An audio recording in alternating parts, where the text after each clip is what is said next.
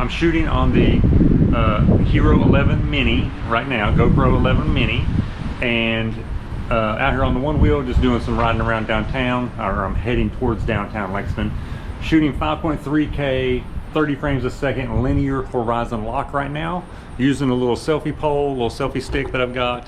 But anyway, let's go out here and do some Hyperview testing, and let me show you the positives and negatives to using Hyperview, and it may be something you want to start using more often rather than not.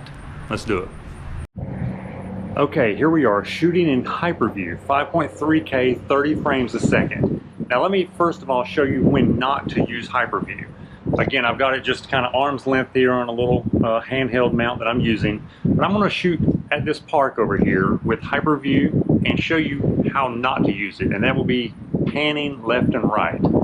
So you can see here, shooting towards that park, if you pan left and right, how that looks. Not good at all, right? So this is when you do not want to use Hyperview. Again, if your subject is directly in the middle of the frame, it'll look okay. But anything outside of that, you can see it looks wonky, right? But if you're going straight ahead on a motorcycle, on a hood of a car, if you've got it mounted to something and you're kind of going straight or making some turns with the vehicle kind of in frame, like the nose of the car, maybe the handlebars on your dirt bike, you know, that kind of stuff. If it's in frame, it'll look pretty awesome, and it'll actually make the video look faster. So it'll make it look like you're moving even faster, because sometimes GoPros tend to make you look slower rather than faster due to the motion blur and different things that, you know, are not present. So definitely, you know, try that out. I'm going to do some demo footage of it right here in a second. But Hyperview might be something we want to use more often. Now, again, what is Hyperview doing? All it's technically doing is taking that 8x7 image and squishing it down and stretching it out. Okay, that's all it's doing. So you're still getting that 8x7 full frame, but it's just squishing it down and then stretching it out on the edges to squeeze it all into a 16:9 frame is kind of what it's doing, okay? But again, positives, negatives to using it. You definitely don't want to use it for certain situations because, again, like you saw, it'll make some horrible footage. But let's do some testing on the one wheel, just riding with it. Do some shots facing me. Again, I'm going to use a little selfie stick here that can kind of extend a little bit. Let's see what kind of shots we can get. Shooting in 5.3K Hyperview, 30 frames a second.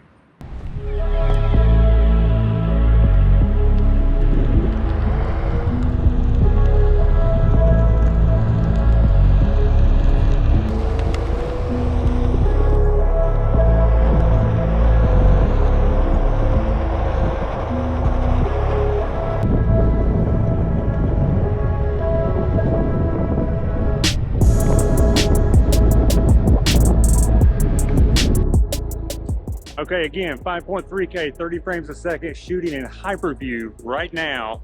So you should get a pretty good idea of how the image looks. I'm in the center of the frame, holding it out on the three-way mount, three-way hand grip.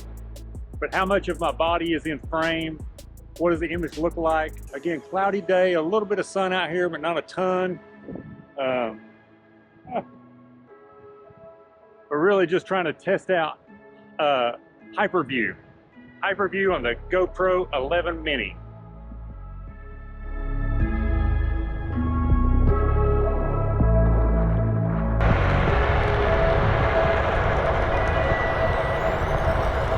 Okay, I hope that was a pretty good little test.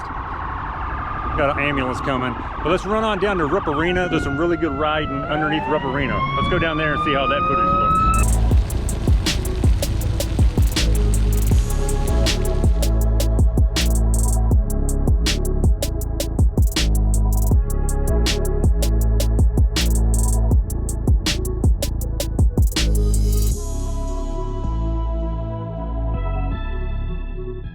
Okay, here I am down at Rupp Arena, shooting in 5.3K, 30 frames a second, linear horizon lock again. That means, of course, I can take the camera all the way around both ways and it stays level. Pretty cool feature, especially when just talking to the camera. But anyway, so I'm gonna try to ride around here a little bit. I'll make a little montage of shooting in Hyperview. Again, that's what we're testing in today's video. So let's rip down through here shooting in Hyperview and see what that kind of footage looks like. Let's do it.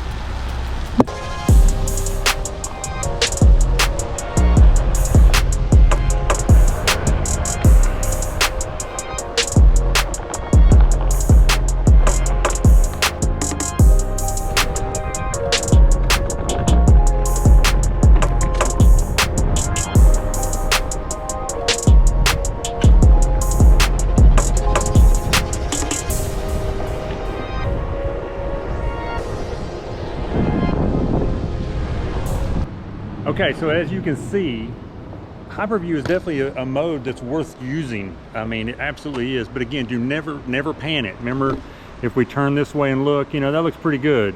But if we turn left, turn right, you know, I'm panning left and right, you can see how that really breaks down the footage. So really in Hyperview, you need to keep yourself right in the center of the frame. Even if I move the camera over here, you can see how I look. If I move the camera straight ahead, you can see how I look. Pretty good. I like this Hyperview stuff. Definitely worth using in certain situations. Absolutely. Let's go.